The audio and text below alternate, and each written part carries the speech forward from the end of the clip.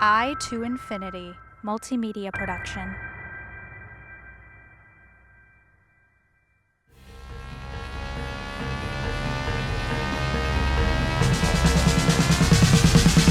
Two dudes grew up watching cartoons, zany fun, always brighten the mood. They got or would stay the same, they love tunes, gonna entertain. So come and listen to these fine fellas with voices as smooth as jello. Watch them bring their love to you when two dudes become Toon Dudes.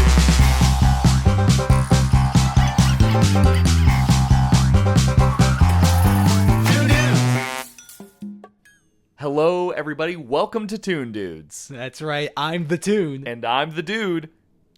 Is that it? Yeah, you sure? You're gonna go for that? Okay, great. And this show is hosted by myself. I'm Zach.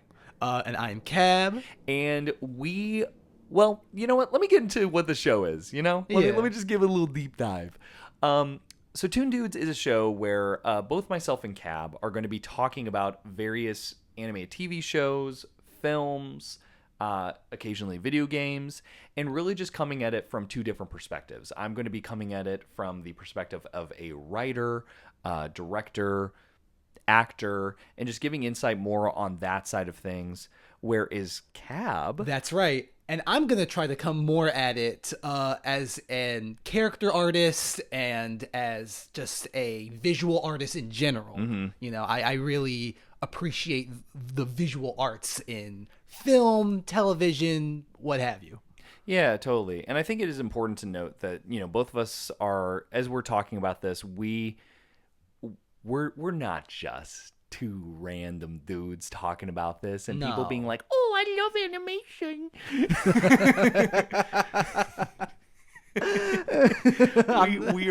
We're not guys who just grew up with cartoons and are now like, did you know this episode of SpongeBob was like really dark?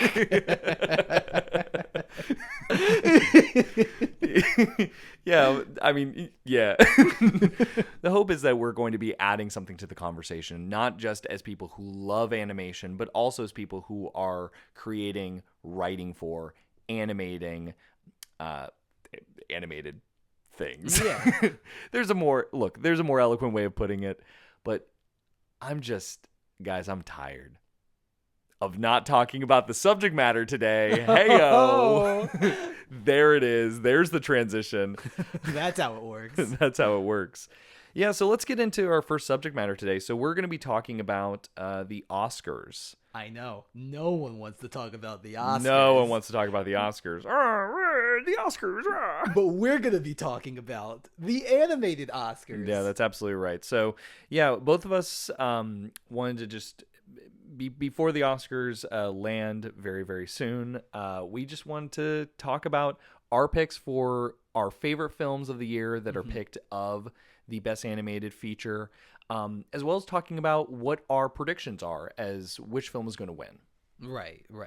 I think there are a lot of great films this year, but unfortunately only one can win, meaning there's 4 losers, and we're going to talk about all of them. Wait, did you say fortunately or unfortunately? Unfortunately? Oh, okay, yeah. I thought you said fortunately, and I was like, really, Cab? Well, now I'm second guessing. I just thought it was really funny. I'm not cutting this. This is staying in. We'll do it live. We're doing it live. Yeah, that's so funny, dude. Yeah, fortunately for us, only one can win.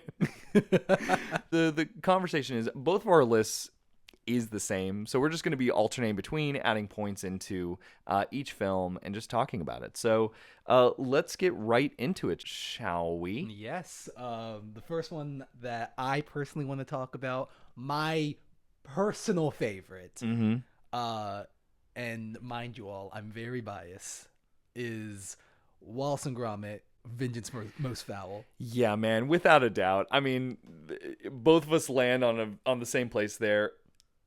That's my favorite animated film of the year. I mean, for someone like me who really likes comedy, a lot of the other films like to focus more a lot on the drama aspects. And not to say that Wallace and Gromit doesn't, because honestly, I would say this is probably one of the more dramatic Wallace and Gromit films. You know, it's very much about their personal relationship and like how they kind of see each other. Yeah. Which is interesting. I thought that was a very interesting way to take it, because they don't usually go that deep into Wallace and Gromit's relationship. Yeah, so. I mean, even if you think about Curse of the Were-Rabbit and or The Wrong Trousers, right? Because this is a direct sequel to that in many ways.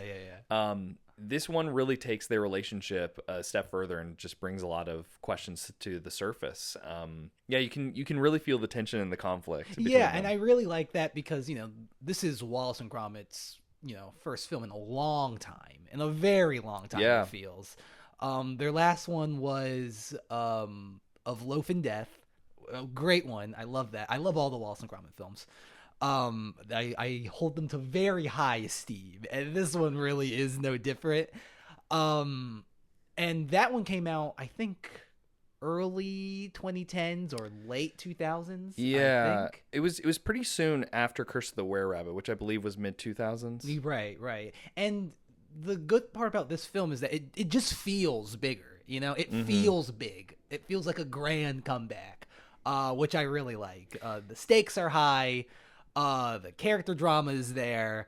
The animation, gorgeous, of course, because it's Aardman. I was watching a couple of their interviews, and they said that they really wanted this film, to feel like The Wrong Trousers, and have the same kind of like style and kind of aesthetic. And I really feel that. I feel that mixture of the old and the new. Yeah, that's the thing that I took away as well, is that I was talking to some friends about this after I saw the film. I think it's incredibly impressive that for a series that's been running as long as Wallace and Gromit has, because Nick Park, the first film was his thesis film, essentially. Right, yeah. And I believe Aardman came in to help finalize that first short. And he's been working with these characters ever since. I mean, that, first off, just from a creator standpoint, I think that's incredible. Yeah. That you get the opportunity to have characters that are so close and near and dear to you, and have all this time dedicated to it, and have so many people fall in love with it in the way that you're in love with your characters. Yeah. But also, I think what can sometimes happen for long-running franchises is sometimes over time it falls into different hands. It changes, and some of those characters, they're still the characters, but they can fall into a caricature. Yeah, they feel like they took like their most recognizable traits and then just like amp them to like 11. Yeah, sometimes it can feel like a diet soda version of the characters, where you go, I mean, yeah, I guess this is the same. Yeah, but, like I guess this is kind of sort of similar. But I feel like something's different, and I did not feel that way at all with this film. I think it does obviously help that Nick Park has directed or co-directed every single film from that first short. This is also, I believe, the directorial debut of Merlin Crossingham, who has been with Aardman for quite a while, and is co-directing with Nick Park. And I think both of them did incredibly well.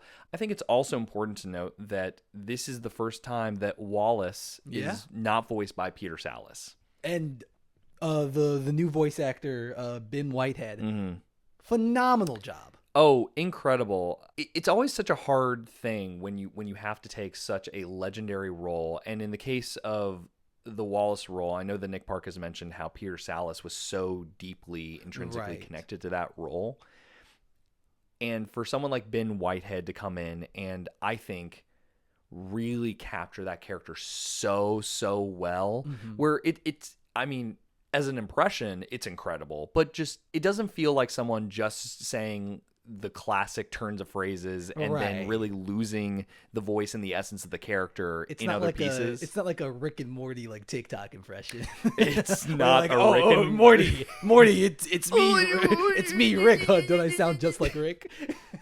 Yeah, exactly. Exactly. It feels a bit more meaty. Yeah, it feels like Ben understands the character. Yeah, and I had Nick Park and Merlin Crossingham. I saw them at the Egyptian Theater here in LA, where they did a screening of Vengeance Most Foul, and they were talking about that same question as well.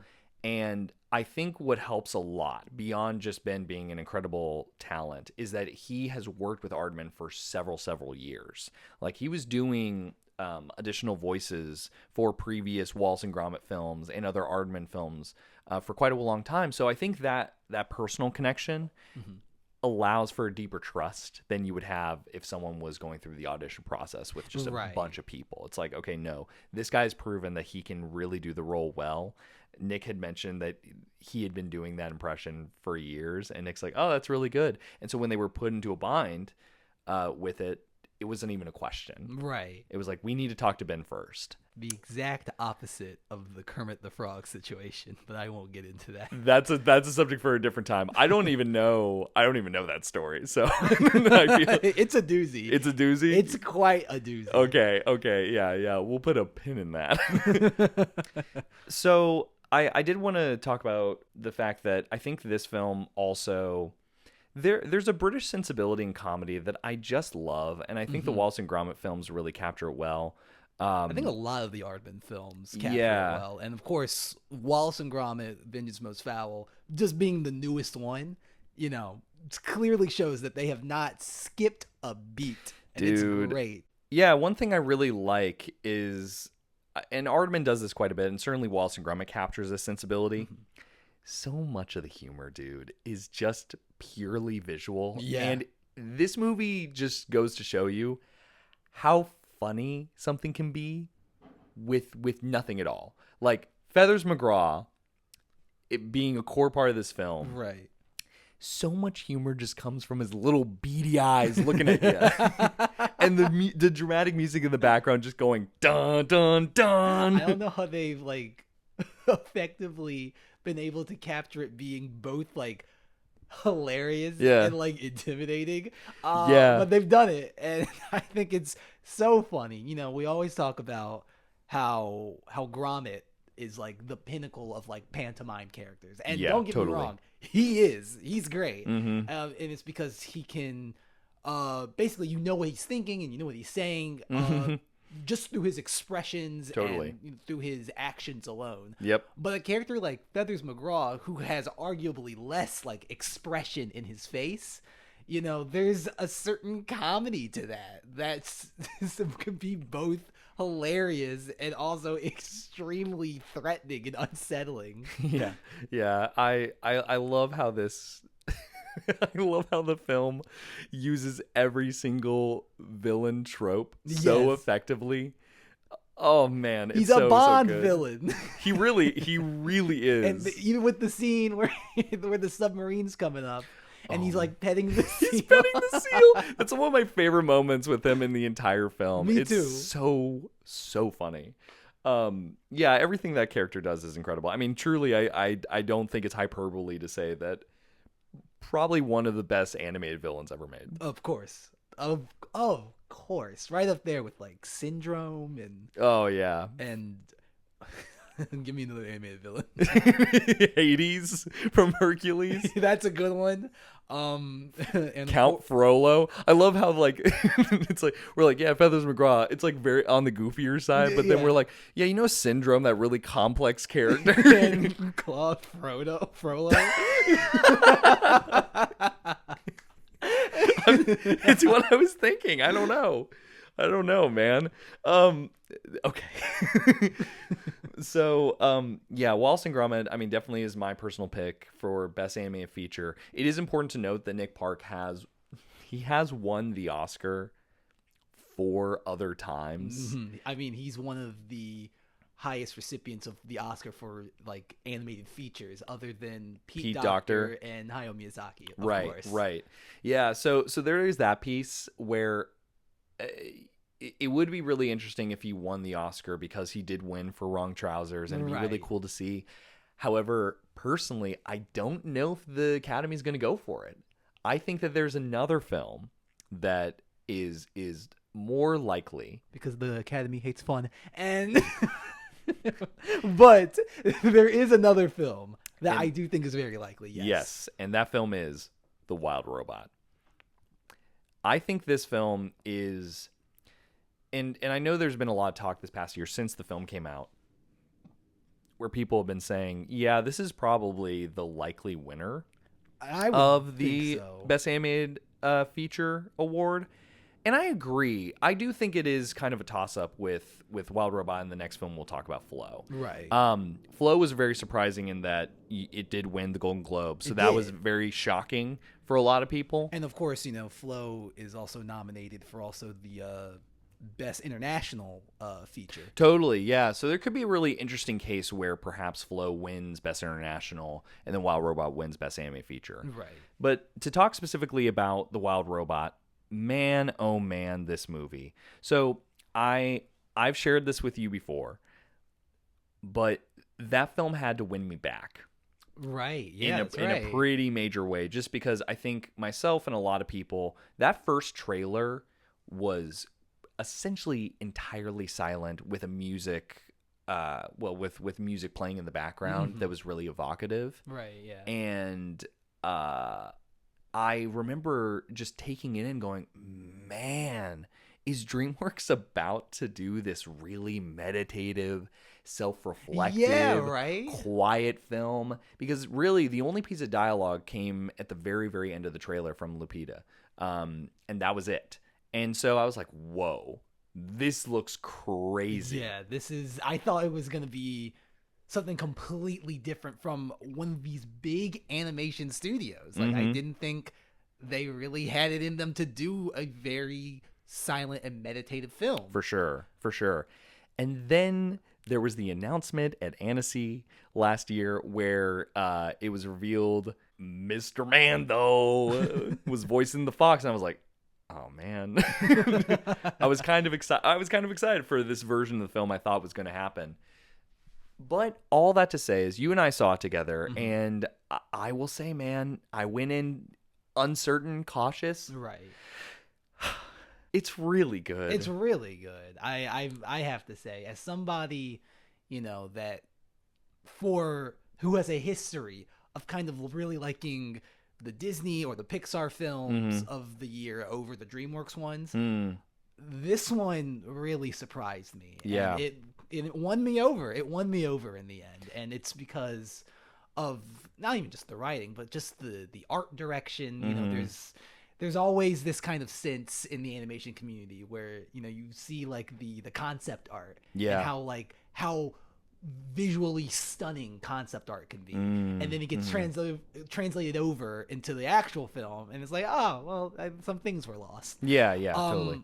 We're entering a time now, though, where it feels like artists on these projects like know how good concept art can be, and they're really trying their absolute best to translate that painterly style to their films. Another film that comes to mind is like the Teenage Mutant Ninja Turtles film that came out in 2023? Yeah, 2023. Yeah, that film. That film was also it felt very like hand drawn and hand painted. And, and DreamWorks like nowadays is starting to play with that a lot. So with films like Bad Guys, or films like Puss in Boots: The Last Wish, and I feel like something like Wild Robot takes that concept and really pushes it to the nth degree. Yeah, Chris Sanders, the director of this film, who has had an incredible career. Lilo and Stitch is an incredible film, and he's worked with DreamWorks over the years. He worked on The Croods. He worked on How to Train Your Dragon. Right. Need I say more? This film, this really does feel like his magnum opus. This is an incredible showcase for him, and really, I think you get to see all of his skills and talents come to the surface, as well as the team that he selected. You also really get to see, in talking about the more painterly style that this film evokes, they had mentioned that the work of Studio Ghibli and Hayao Miyazaki in particular was a big source of inspiration, and you can really feel it. Yeah, that shows. It's about as close, I think, to a painterly 2D-esque style that you can evoke in a 3D setting. Right. I agree. And I also think there are a lot of things about the themes that I really love and connect with. The core of the film dealing with parenthood and being able to let go and allow your kid to go through the next step, emotions. This film very easily could have fallen into the very basic pieces and tropes of technology versus nature. Right. And some of that is still here, but I think the film really, quite ironically, is able to feel very, very human. Yeah. And I think Roz is an incredible lead, and I do think it's important to note that the meditative and the self-reflecting pieces are still here in the movie. There is still, the opening sequence alone, I think, really has this beautiful, very minimal dialogue where you're really just getting to be in Roz's POV and experience all these things. And the film still has these quiet moments.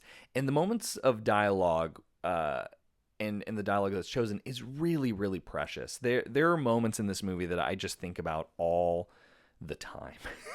The sequence where Bright Bill is about to leave and go on the migration, and the monologue that the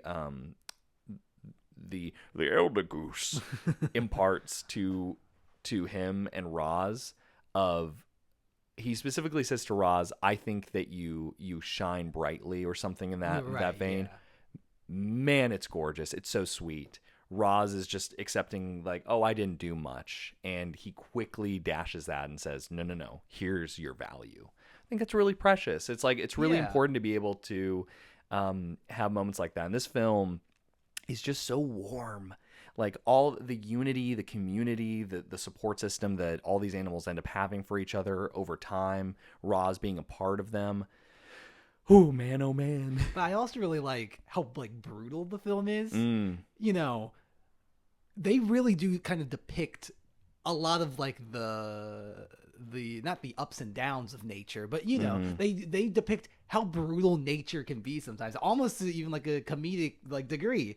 I really like the joke in the movie where, you know, the mom possum is like, "Oh, as the mother of 7 beautiful kids," and then you hear like a cougar like in the back, I'm like, "Oh!" And one of the kids scream, and she looks over.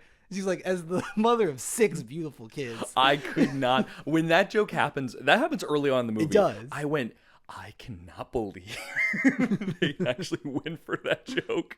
That's crazy. They can show how like kind of how cold and unfeeling nature can be, and that this robot, you know, this cold and unfeeling machine turns out to be the most human and the most warm of all of them, especially at the very end where, you know, Roz gets all the animals together and basically saves them from that really cold and tough winter. Yeah, man. And it makes that powerful kind of final sequence where they're fighting the big bad robot.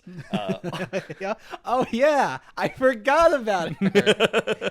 10 minutes before the movie ends, she decides to come in and be like, "I'm the main villain." which I know. We've talked about this. I mean, you know, I think they probably could have dedicated a little bit more time to that character, but quite frankly, the rest of the film is so strong and it's ultimately centered around kind of the family unit that I'm almost willing to like accept it. I think about 2 things. I think number 1, she represents the company in general. Yeah, the cold and unfeeling company. And they've been talking about this cold and unfeeling company for like the entire movie. So it's why it still works for me. Yeah, because totally. I think she represents that. And number 2, you know, The Wild Robot is based off of a book series. Yeah. And so I imagine when because this movie did so well and it was so successful, I imagine when this movie does get its inevitable sequel, they will kind of expand on those kind of elements. I think they're just kind of introducing it now. Yeah, I'm fairly curious to see how they and if they end up expanding on the world, because they do kind of leave it in this interesting cliffhanger kind of way, right? But I believe it's a trilogy of books so. by Pierre Brown, which I really want to read after seeing this film. I'm very, very excited to kind of start that endeavor. I think The Wild Robot is really, really outstanding. I think it is a very likely contender for Best Animated Feature. But Zach, why don't we flow into the next film? Wow, that is a... I think that was a sick transition. I mean, that was a pretty good transition. Like, I'm comment, gonna and give it to you. subscribe if you felt I was taken off guard, but you know what? I see you. I see your value.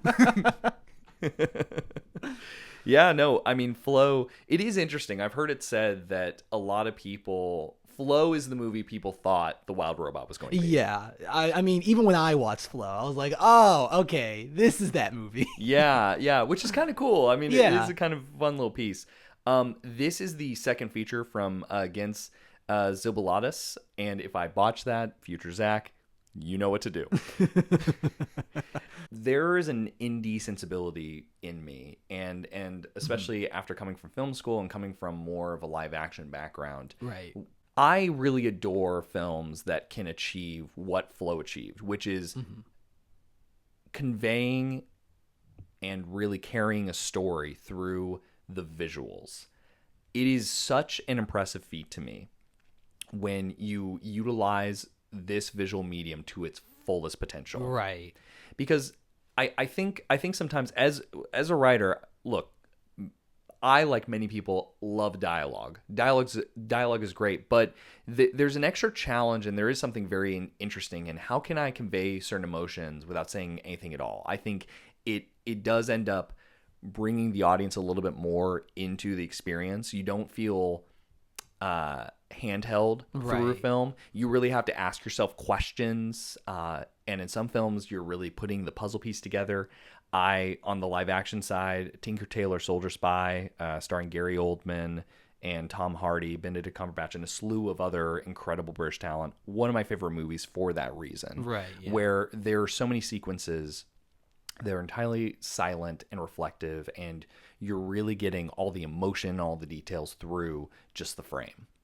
And Flow captures that sensibility for me. I also think it's really impressive that this film is the second feature from Gens. Gens' first feature was Away, which I still haven't seen, and I really want to watch. Mm-hmm. Me too. Gens has mentioned in interviews that he has worked purely solo up until this film. This is the first film that he worked with a team, which that's crazy. Is really, really wild. And one thing that he shared was that part of the benefit of that is that when he's working with a team, he understands all the different pieces. He understands how everything functions. And in some ways, I think that when you're leading a team and you've done all the work, you can really speak to the specificity of each job. Yeah. And you're a better leader by comparison. I really think that this film is an incredible showcase. The team wasn't that much larger, though. It was about 10 to 15 people, I think. Mm-hmm. I think so. This is also a Latvian film. And like you mentioned earlier, the film is up for Best International Feature as well as Best Animated Feature. I think it is really crazy that it won the Golden Globe. I think that's really, really exciting, especially when you consider that I saw on Animation Magazine, they did a comparison sheet of budgets of Golden Globe Best Animated Feature film winners from 2010 to this past year. Dude, it is it's really crazy. Like it progressively goes down, starting with Toy Story 3, which was $200 million. That won with the Golden Globe. WALL-E, Inside Out, Coco, Up.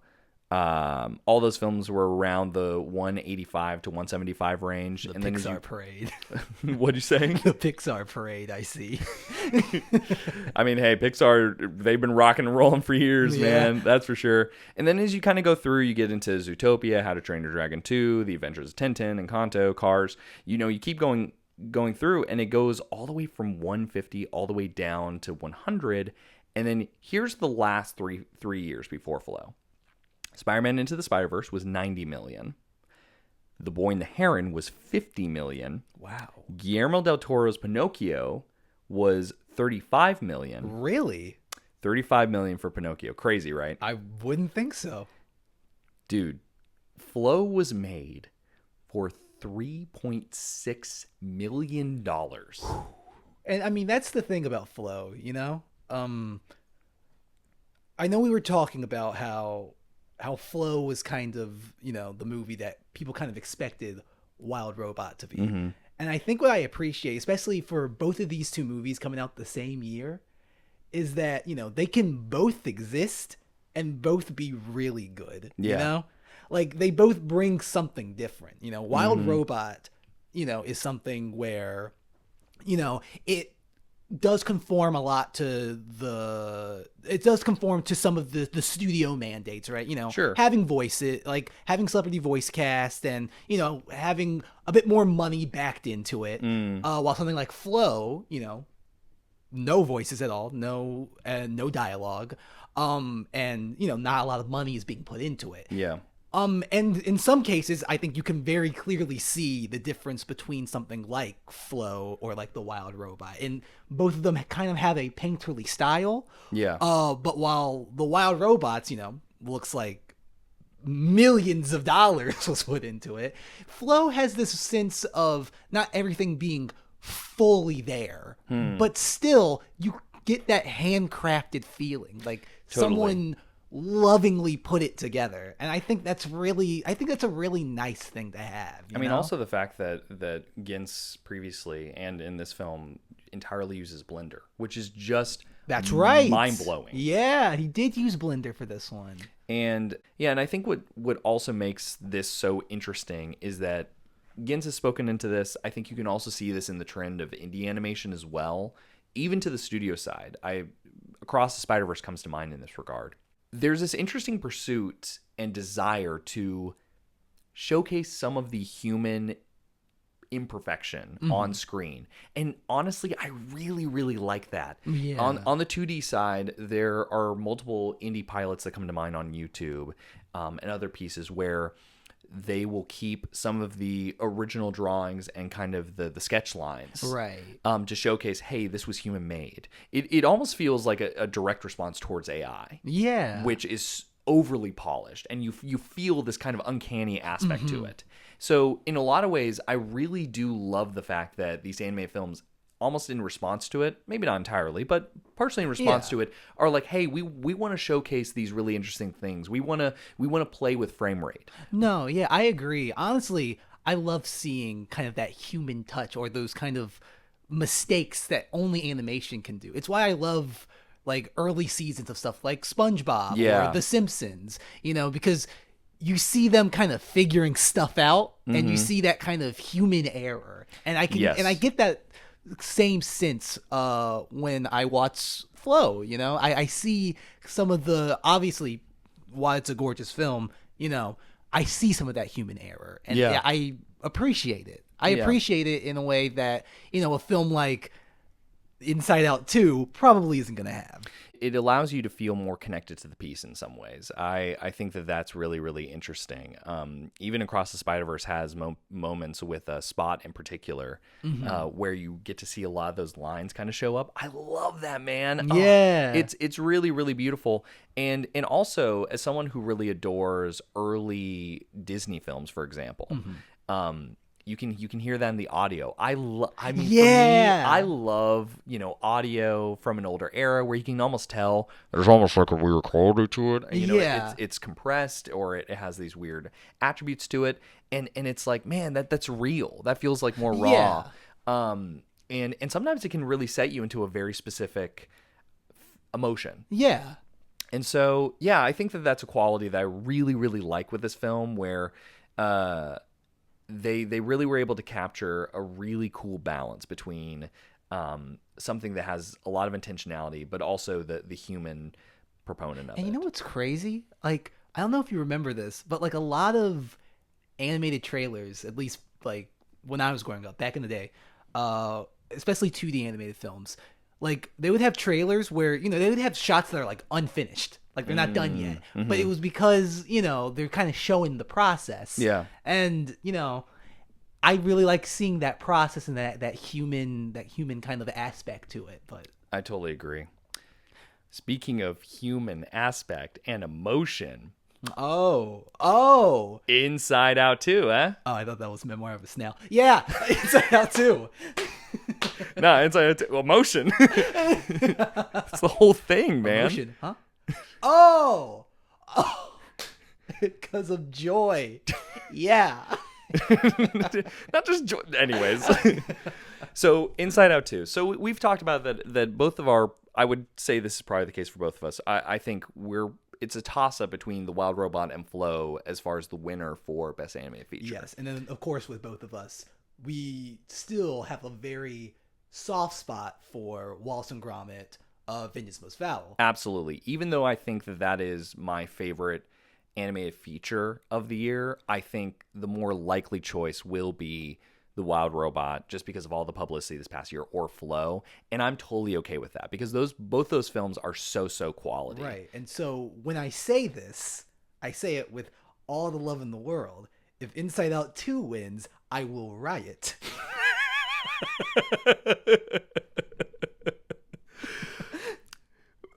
Zach? Yeah, what do I even say after that? Well, I think it's important to note this year was such an incredible showcase for animated features. Animated features showed up this year. All the films in question are all at the base level good films. Yes, of course. Of course. They're nominated for Oscars, you know? Yeah, so. Yeah. But you know, like sometimes certain movies make their way past that. I will say that like I think many people, I walked into this movie as a vehement lover of Inside Out. Inside Out, in many, many ways, is one of the best films from Pixar's catalog. I also love the work of Pete Docter. He's one of my favorite animation director and animation writers. I think man, so deserving of all the things. The man gets how to create and direct and an animated feature. Like, totally. He's very good at it. And Inside Out is just conceptually so fascinating, man. Yeah. I mean, it really does this great job of bringing about human psychology in an accessible way. It talks about nostalgia and emotion, what it looks like to grow up, losing things, saying goodbye to things. Oh boy, it just is able to capture all of those things so well. So when a sequel was announced and it was said that Kelsey Mann, who directs this film, would be taking over for Pete Docter, I was just a little hesitant because I really wanted to make sure that the studio had a story to tell that validated its purpose, right? And I can safely say that Inside Out 2 is really good. I think the film is quality. I saw it multiple times. I think one thing that I really like about this film is that in the way that anxiety is displayed, and Maya Hawke plays anxiety beautifully, they clearly understand what anxiety is, what it can do in the brain, how it can affect people, and it doesn't feel, what was the word, like pandering or like kind of like pretentious in the nature of how it goes about that. It really feels very naturalistic in that approach. I think the story is really, really great in a lot of ways. I've said this to you before. The first film, really the centerpiece is joy, sadness, and Bing Bong. Pour one out for Bing Bong. Pour one out for Bing Bong. Oh, no. Almost like my imaginary friend, what's his name? It doesn't matter. Oh, no. You can't do that. You can't do that to me. That's so brutal. One of the saddest scenes in film history. But yeah, I think the centerpiece is joy, sadness. It's the emotions in Riley's head. Yeah. Riley as a character is being affected by those emotions. You don't know Riley as much individually, like as her own person. This movie, though, I really connected with Riley, and I think that is an incredible feat. There was just such a specificity in what she was dealing with, right? And I think it's something that a lot of people will feel, especially at that age. Yeah, it's a very, very transitional age. So, I think that's a really great quality of the film. It's very, very good.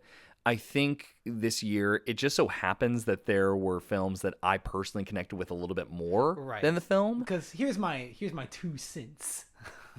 Two, because like it's a sequel, you know? Anyways. Zach, please.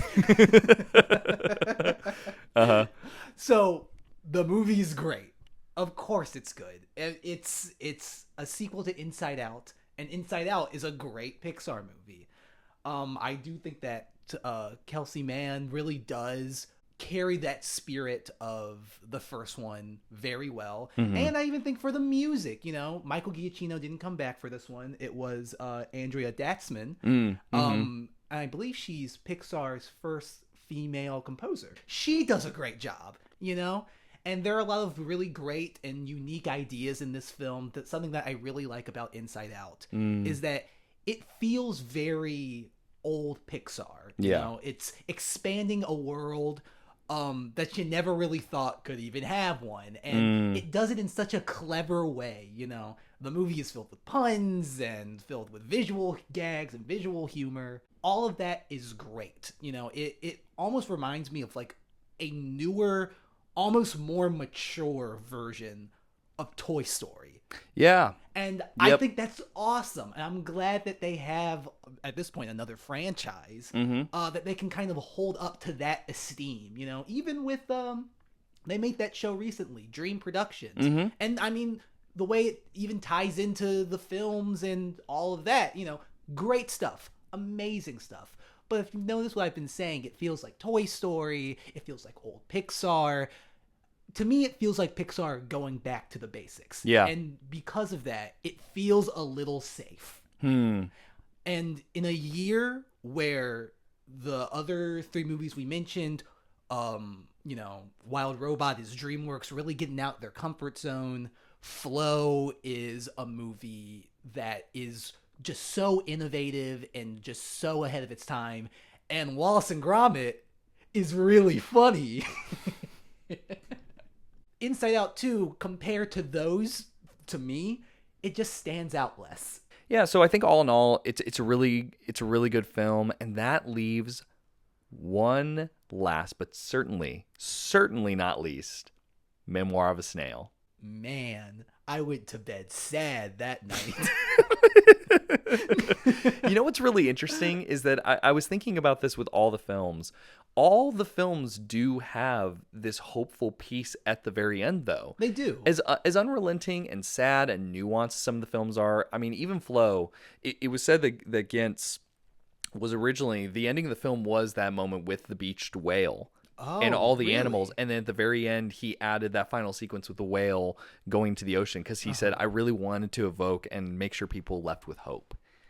And I think that's a good thing. And I think that's true, certainly true of The Wild Robot. It's a very hopeful message. It leaves you in a hopeful spirit. Certainly Inside Out 2, I think, is really precious and beautiful in what it does. And Memoir of a Snail was the more surprising one. Because when we watched this film, this is, of the Oscar picks, perhaps the most emotionally difficult films and true. Unrelenting films as far as the tragedy and hardship that it displays. I mean, seriously, it's like you're in the ocean and you're trying to come up for air, and every time you do, you just get like a little gasp, and then that's a good way to describe it, honestly. Yeah. I'm just like, please, I just need more air just for a little bit. My favorite thing when we were watching this movie is I looked over at Cab multiple times and I was slumping in the couch going, No, like literally every time like a sad scene would happen, we would just both go, oh. Yeah, it's pretty accurate. I think by the midpoint, I was asking myself, man, are we going to arrive at something? Like, is there another side to this? And I think ultimately the ending is the thing that really picks this film up. I agree. It doesn't. For those who do decide to watch it, yes, definitely prepare yourself emotionally. It is a lot. It is a lot. But I do think the ending does end sweet. I think it has a really profound message that I really connected with, where it speaks on sometimes the things that can trap us, the things that can cage us in, those things, like those cages, like they're unlocked, but we believe that we're stuck. Right. And I thought that was really profound. Like, it's a really profound message to kind of leave an audience with. Also, before I continue, I do think it's important to mention this is the only rated R film in the selection, which I think is very interesting. This is without doubt the most mature film. it ain't for kids. No. Allow me just to say, if you are young, this is not the don't do it. Watch when you are older. You want to watch a movie about snails? There's that movie Epic that came out years ago. I thought you were going to say Turbo. And I was like, really? No, that's why I didn't recommend it. Yeah, this film is very, very is clearly aimed for adults. I know that Guillermo del Toro was speaking on that piece as well for Pinocchio, where in many ways, like, I think some younger audiences could watch it, but it's darker. You know, it's a film that is clearly aimed for an older audience. This film is more in the realm of Charlie Kaufman. Yeah. It reminds me a lot, actually, of Anomalisa from 2015 in that regard. Very much a Charlie Kaufman sensibility. Visually, very similar to Tim Burton. It has kind of a lot of its design is very similar in that vein. Yeah, it's also stop motion, which is really cool. That this year there's some unique ways that there are unique stop motion films on display. There are some really unique 3D films on display. This year feels very diverse in a way, in the way that everything's animated, in the themes and the styles of these films. I mean, I know that in a technical sense, 4 of the 5 are kids and family still. Sure. But, you know, they don't all read as kids and family. Like, yeah, kids and family can watch them, but there's just something a bit different about each and every one of them. You know, you get a different flavor from each and every one. Yeah, absolutely. There really is a film for everyone, and I think this is definitely a year where, from any of the nominees, if someone said, hey, this is actually my favorite film of the year, I would totally understand. No, I agree. Because I think each of the film will connect with you in a different way, in a different aspect of your life. Yeah, I think the last thing to say about Memoir of a Snail, Adam Elliott, who's the director, I think I will say that it is a tragic comedy, a dark comedy. There are comedic, absurdist elements there, but I would just prepare yourself emotionally. It is one of those films where you have to prepare yourself, but I do think it comes together in a really beautiful, profound way that brings it together. Yeah, I think it is a quality film. I think comparatively, there just were films I connected with a little bit more this year, but Memoir of a Snail is in many ways very, very quality. No, of course. For the older listeners in the audience, yeah, you can go see it. Hey, yeah, I see you, Timmy. No, you can't. No, this is rated R. But I want to see it. I'm sorry, you can't. Timmy, you should be in school. What are you doing? Oh yeah. Oh, there he goes. There he goes. I'm gonna sneak in. No, Timmy. No. Timmy. I see you. Timmy, please. Timmy, stop. No. No, I'm gonna do it. Timmy? Timmy's not even going to see the movie now. Timmy did all this for nothing. Well, Timmy. Well, that summarizes all the best animated features this year at the Oscars. Yeah, I think I'm really excited to see what happens, because here's the thing is that even as we're talking about this, who knows? We could be incredibly surprised by what they decide to pick. But if I'm placing money on it, if I were a betting man, I really do think it's a toss-up between Wild Robot and Flow. I think so too. Yeah. If I were a betting man, if I were putting, I don't know, let's say Zach's mortgage on the line. What? I would say, you know what? I'm a risky bettor. Let's put Wallace and Gromit. Zach, I hope your mortgage is something that you can wager. I didn't. No, don't worry. I'm gonna win. Why do you have access to that? Don't worry about it. I got some guys. So, anyways, guys, thank you so much for listening to our first episode. I know we're both extremely excited to be talking some Toon news with you guys. Zach, want to take it from here? Yeah, everyone, thanks for listening to the first episode of Toon Dudes. If you want to keep up with future episodes and upcoming videos, you can follow us on Instagram and Facebook. But don't follow us home. Yeah, I mean, that should be obvious. I mean, yeah, that's kind of obvious. Like, that's against the law. Yeah, don't do that. Please don't do that. Yeah, that's given. But... Anyways, more episodes are on the way, so stay tuned. Get it? Because like Toon Dudes and. I got it. Thanks. All right, look, it's the first episode. I'm workshopping. We're good. Hey, can you collaborate?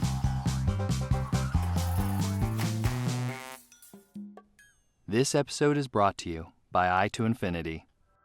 I to Infinity Multimedia Production. Stay tuned. That's it. That's a little cheesy. Well, Okay. I mean, I'm doing my best. Okay. First yeah. episode. I don't need your attitude. You know what? I don't have to do this. I could have been on impulsive. Yeah.